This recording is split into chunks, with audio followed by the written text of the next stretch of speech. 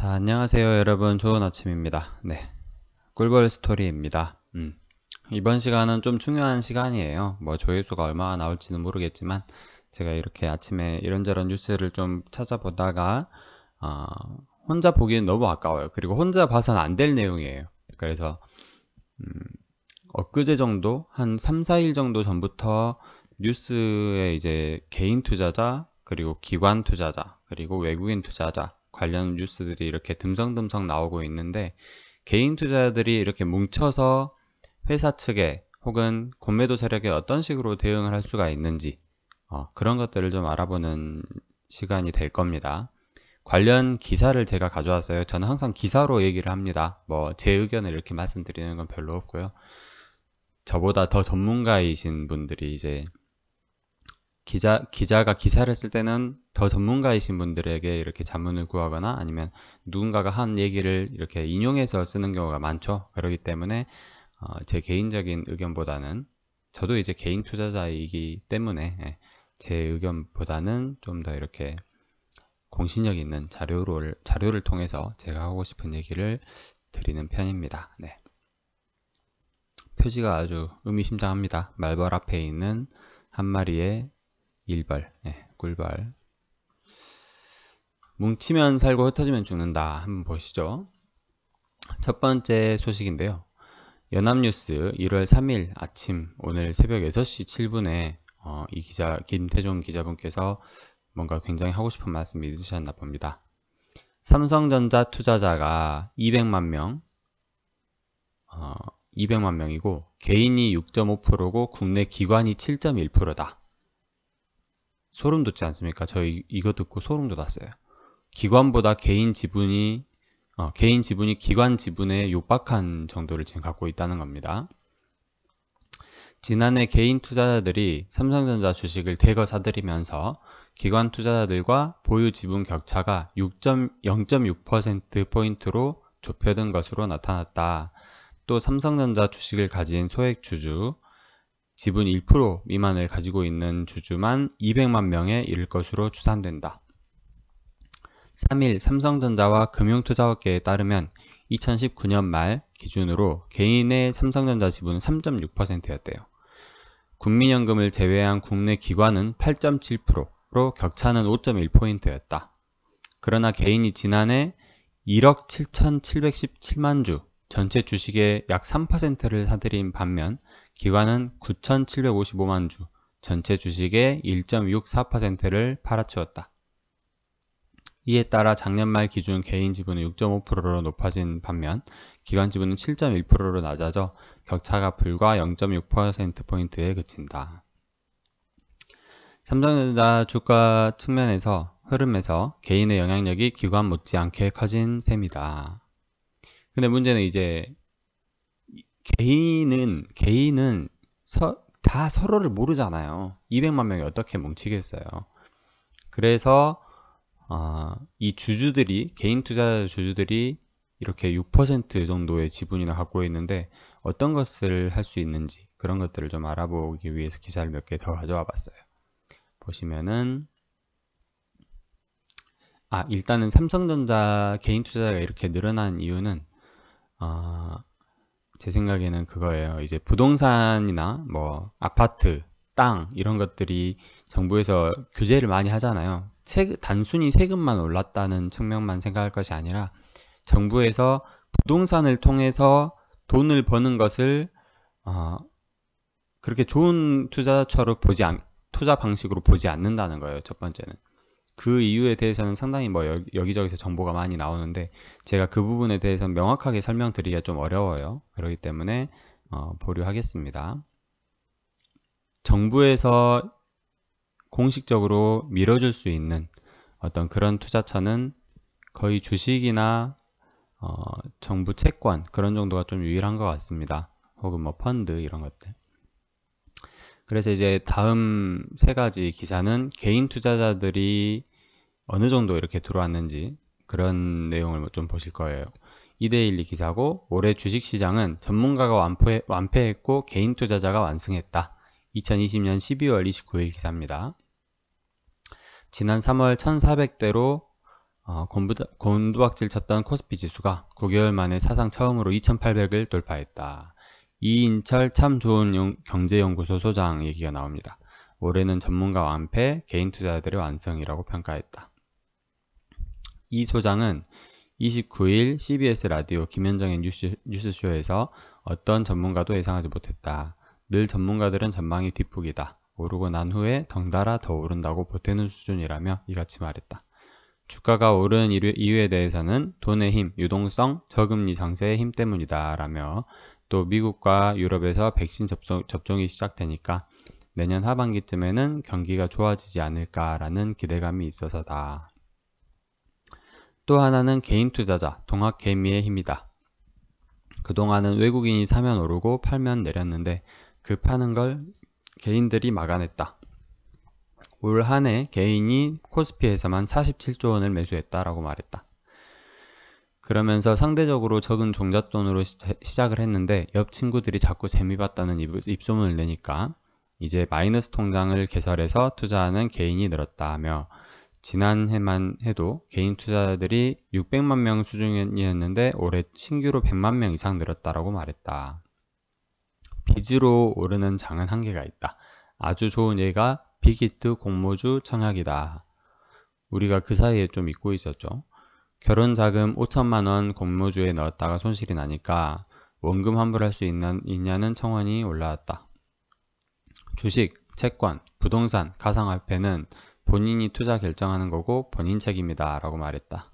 맞습니다. 그러니까 이 중에 그동안에는 부동산이 가장 안전한 투자 자산이었는데 그게 이제 정부에서 자꾸 세금을 주고 뭐 두 채, 세 채 이상 가지고 있는 사람들에 대해서 얼른 팔도록 이렇게 정책적으로 유도를 하니까 그 안전성을 가장 최우선시하는 자산들이 계속 밖으로 나오는 거예요. 그러다 보니까 이제 채권과 주식이 있는데 채권보다는 채권 하느니 요즘 주식이 많이 오른다고 하고 현금 가치가 떨어진다고 하니까 한번 좀 더 하이리스크 하이리턴으로 가보자 해서 주식으로 가는데 그래도 부동산에 있던 투자 자금이기 때문에 수억 원, 수십억 원 이런 자금일 거 아니에요.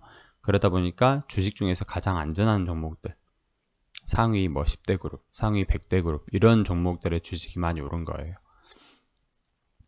내년도 주식시장에 대해서는 저는 이 돈의 힘으로 더 갈 수밖에 없는 상황이라고 본다. 미국도 돈을 풀고 우리도 돈을 더 풀 수밖에 없다. 백신이 나와서 정말 효과가 있을 때까지는 코로나 상황이 지속될 수밖에 없기 때문이다 라고 전망했다. 그러면서도 하반기 들어서는 오히려 돈의 흐름이 바뀔 수도 있다고 경고했대요. 지금은 달러가 약세지만 이 부분이 중요합니다.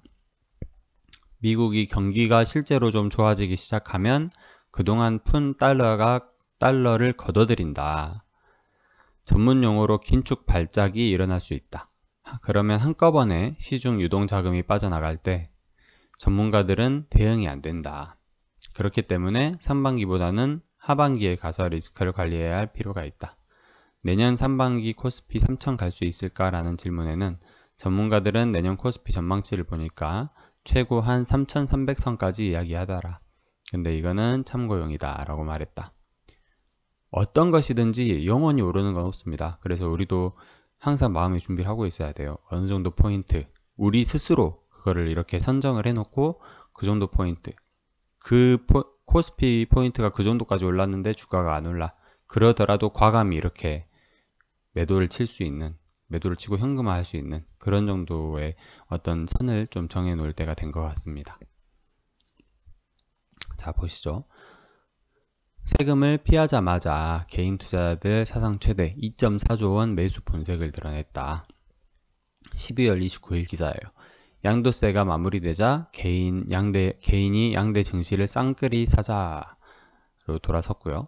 코스피 2조 2천억, 코스닥도 2,600억을 매수를 해서 사상 최다 매수세를 기록했다고 합니다. 양대 지수는 올 최고치를 경신 랠리를 지속했고요. 기관은 2조 2천억 원을 순매도했대요.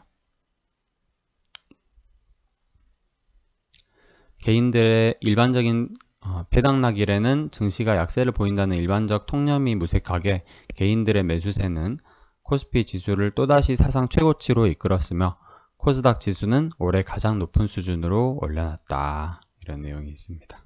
이거는 이 정도로 넘어가고, 주식이 유일한 투자 대안으로 개인 투자자가 내년 증시도 주도할 것이라는 기사입니다. 부동산의 투자 매력이 떨어지고 주식에 대한 태도가 변화해 내년엔 개인 자금 유입이 지속될 것이다 라고 신한금융투자연구원이 말을 했대요. 요새 신한금융투자 조금 그러죠. 최 연구원은 개인 투자자의 주식 투자에 대한 태도가 과거와 다르고 저금리에 팬데믹까지 겹쳐 0% 정기예금 시대에 접어들어 주식을 대안으로 삼는 투자자들이 점점 늘어났다라고 합니다. 주식보다 선호되던 투자수단인 부동산의 매력도 떨어졌다.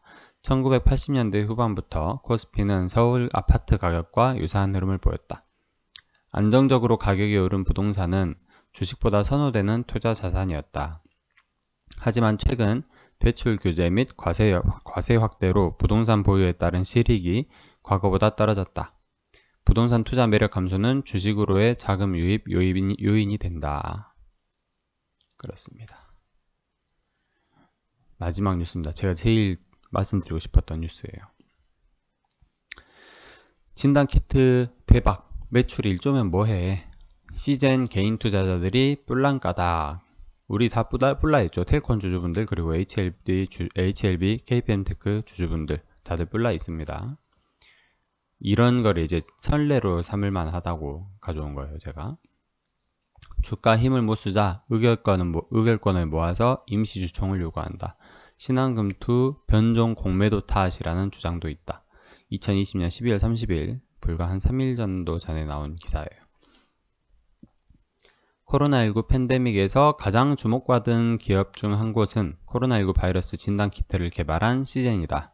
시젠은 진단키트를 전 세계에 수출하며 2020년 연간 매출 1조 원을 초과 달성하는 등 급성장했다.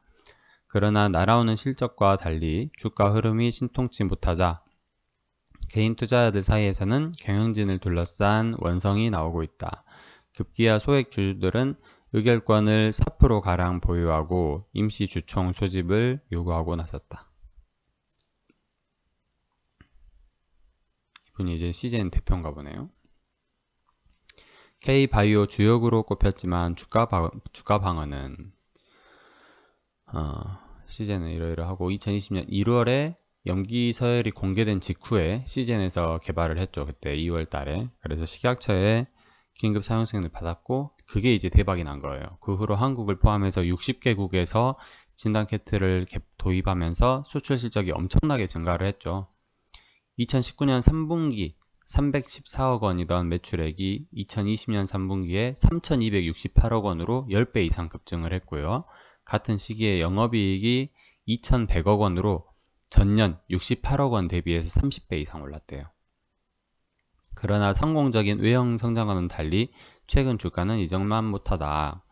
코로나19 백신과 치료제의 출시가 예고되자 시장이 예민하게 반응한 탓이다. 지난 8월 7일 52주 최고가 31만 2200원을 기록했던 시젠 주가는 하락세를 보이다 11월 24일부터 10만원 후반대까지 떨어졌다. 한 반타작 난 것 같습니다. 반타작 좀 덜 났네요. 이후 20만원 안팎에서 등락을 반복하고 있다. 12월 29일 기준 종가는 19만 9,300원을 기록했다. 한 30% 정도 빠진 것 같습니다. 고점 대비 30% 이상 주가가 하락하자 소액 주주들의 불만은 증폭됐다. 주가 하락에 회사가 제대로 대응하지 못했다는 이유에서다. 한 시젠 주주는 회사가 실적을 믿고 시장 반응에 안일하게 대응하는데 주가가 하락하면 그 피해는 개인 투자자들이 떠안는다며 전문가들은 치료제와 백신이 출시되어도 향후 1, 2년간은 진단키트의 필요성과 수요가 유지될 것이라 전망하는데 회사는 이를 적극적으로 알려 주가를 방어하거나 부양하려는 노력을 하지 않았다고 지적했다. 결국 시젠 소액주주 8,800여 명으로 구성된 시젠 주주연합회는 의결권 위임을 통해 단체 행동에 나섰다. 지난 11월 26일부터 위임장을 모으기 시작해 지난 12월 24일 3%를 돌파했다. 약 79만 주라고 하네요. 연합회는 법무법인 전문을 대리인으로 선정하고 CJN의 정관 변경과 사회이사 선임, 코스피 이전 상장 등을 위한 임시주총 소집 청구서를 발송할 계획이다. 조상철 CJN 주주연합회 대표는 3월 주총까지 기다릴 수 없어 주가 보양 및 주주 친화 정책을 요구하는 임시주총을 앞당겨 열 수 있도록 준비 중이다 라며 단기간에 많은 인원이 참여해 의결권 4%를 앞두고 있는데 이는 그만큼 투자자들이 절박하고 답답한 심경이라는 것을 강조했다. CJN도 손을 놓고 있었던 것은 아니다. 12월 14일 CJN은 배당금 확대 계획을 공시했다. CJN은 전년 주당 100원이던 배당금을 주당 1,500원으로 전년 대비 15배 늘렸다. 지난 12월 29일에는 CJN 이민철 부사장 등 상무 이상 임원 26명이 총 16,300주에 달하는 자사주를 매입한 사실을 공시하기도 했다. 이날 CJN 주가는 12.73% 상승했다. 그러나 이번 배당금의 경우 배당금 총액 400억 원 가운데 125억 원가량을 천정윤 CJN 대표를 비롯한 오너 일가와 특수관계자가 가져가면서 소액 주주가 아닌 오너 일가를 위한 배당이라는 비난도 나온다. 천정윤은 71억, 대표의 부인과 두 딸은 총 6억 원 가량의 배당금을 받게 됐다. 개인 투자자들은 앞서 CJN에 현금 배당 대신 주식 배당을 하는 방법도 제안했으나 CJN 측은 시기상 어렵다고 거절한 것으로 전해진다. 이상하네. 주식 배당이 어려운가 보구나. 시장 조성자 제도 불신 재점화. 이건 이제 공매도에 관련된 내용이에요. CJN 소액 주주들은 시장 조성자 제도를 악용한 변종 공매도가 가장 큰 문제라고 주장한다. 별다른 이유 없는 주가 하락의 배경이 시장 조정자의 공매도를 통한 시세 조정이라고 보는 것이다. 시장 조정자 제도는 유동성 공급을 위해 증권사가 매수 매도 호가를 지속적으로 제시하는 역할을 맡는 제도다. 유동성 공급을 위해 위험을 회피해야 하는 만큼 공매도 금지 기간에도 공매도가 예외적으로 허용된다. CJN의 시장 조정자는 신한금융투자로 CJN을 포함해 99개 종목의 시장 조성자로 지정됐다. 와.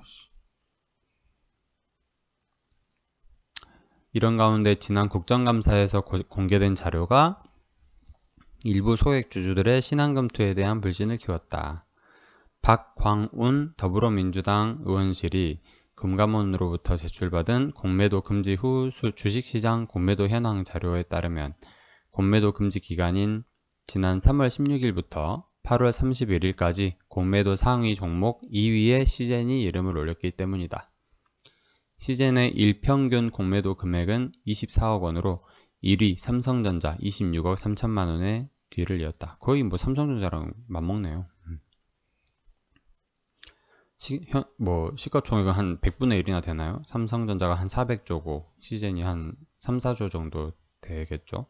100분의 1인데 뭐 공매도는 하루 공매도는 뭐 변종 공매도 관련 의혹은 개인 투자자들이 모인 커뮤니티 한국주식투자자연합회를 중심으로 확산된 바 있다.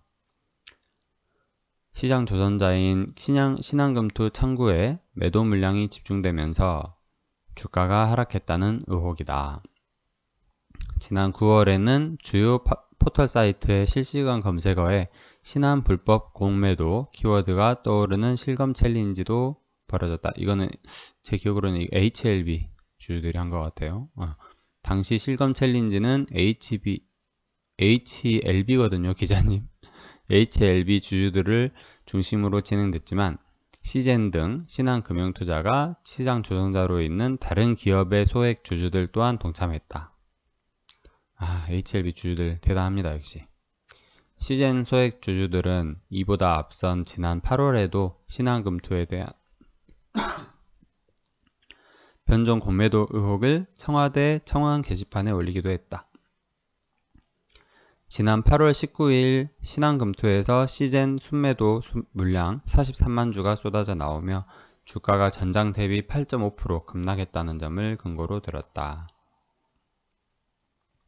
앞서의 시젠 소액주주 대표는 회사가 대응하지 않아 개인 투자자들이 직접 호가를 모니터링하고 관련 자료를 공유하고 있다며, 임시주총은 변종 공매도 세력에게 회사가 대응하지 않아도 개인 투자자들이 지켜보고 있다고 알리는 방법이기도 하다고 전했다. 이에 시젠 관계자는 간담회 등을 통해 충분히 소통했으나 시장 조정자 제도에 대해 오해하는 점들을 설명해 드려도 불신을 해소하기 어려운 부분이 있다. 금융당국이 아닌 기업 입장에서 일부 우려나 잡음이 나온다고 시장 조정자를 교체하기는 쉽지 않다고 전했다. 이어 개인 투자자분들이 합법적 절차에 의해 의결권을 모아 요구하고 필요로 한다면 임시주총을 여는 방법도 검토할 것이라고 덧붙였다. 이거 공매도 저기 시장 조정자가 신한금토가 되게 얘기가 자주 나오네요. 그죠? 그래서 이제 이러이러한 기사들을 보다 보니 기관은 그동안 팔아치웠어요. 그리고 개인은 그동안 계속 사모았어요. 그러면은 코스피가 진짜 말 못한 3,000, 3,300포인트 이렇게 오르면 기관 투자자들은 배가 아프죠. 그러니까는 기관 투자자 대 기관 외국인 투자자 대 개인 투자자 이렇게 대결 구도를 만들어 가는 상황인데, 개인 투자자들은 정작 생각하기를 제로스 싸움이다. 너가 따면 내가 잃는다. 이런 식으로 생각할 게 아니고, 너가 따면이라는 것에서 너에서는 기관 투자자를 생각을 하면 좋을 것 같아요. 차라리. 그 얘기는 개인 투자자들이 똘똘 뭉쳐야 회사 측에도 뭔가 이렇게 더 정당한 요구를 할 수가 있고, 정부 청원, 청와대 청원을 통해서라도 혹은 금감원이 움직이게끔 이렇게 뭔가 만들어져 나갈 수 있는 그런 상황을 만들 수 있을 것 같아요. HLB 주주분들이 그래서 대단하다고 생각하는 게 너무 극성인 건 맞아. 너무 극성이야. 왜냐면은 유튜버들이 이렇게 너무 많잖아요. HLB는. 그러니까는 유튜버들에 대해서 너무 그 사람들이 많으니까 주가가 안 간다. 이런 식으로 얘기를 하는데, 유튜버들도 결국에는 개인 투자자들이에요. 그렇기 때문에 오히려 그렇게 나서서 뭔가 이렇게 정보를 자꾸 전달해주고 그런 사람들을 중심으로 뭉칠 생각을 하면 좋죠. 그 사람들을 욕하고 막 하면은 개인 투자자들끼리 결국 싸우는 것밖에 안 되거든요.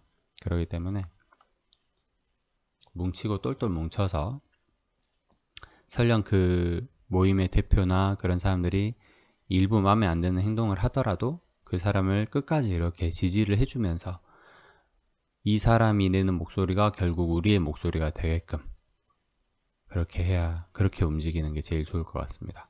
이제 2021년이 아까도 기사에서 봤지만 2021년 하반기가 되면은 이렇게 미국 달러가 다시 이렇게 회복을 하면서 자금이 이렇게 미국 쪽으로 쫙 쏠린다고 하죠. 그럴 가능성이 크기 때문에 코스피 조정장이 분명히 올해는 올 거예요. 올해 하반기라고 하던데 상반기 중에도 충분히 올 수 있습니다. 그러면은 그때 되면 이제 전부 와해가 되더라도 그 전까지는 기관 투자자들한테 지지 않도록 우리끼리는 똘똘 뭉치는 게 좀 필요하다고 생각을 해서 이런 기사들을 좀 모아봤습니다. 제목을 한번 보시고 마치도록 하겠습니다. 개인 투자자, 뭉치면 살고 흩어지면 죽는다. 개인 투자자가 뭉쳐서 할 수 있는 것들에 대해서 알아보는 시간이었습니다. 사실 임시주총 말고는 몇 가지 없죠. 그래도 최소한 그거라도 하기 위해서라도 우리 HLB 그리고 텔콘, KPM테크, 한일진공 주주들 똘똘 뭉쳐야 될 것 같습니다. 사실 그 뭉치는 걸 제일 싫어하는 사람들이 회사 측이죠. 겁을 좀 줘야 됩니다. 그 사람들은. 이상으로 영상 마치도록 하겠습니다. 끝까지 들어주셔서 감사합니다.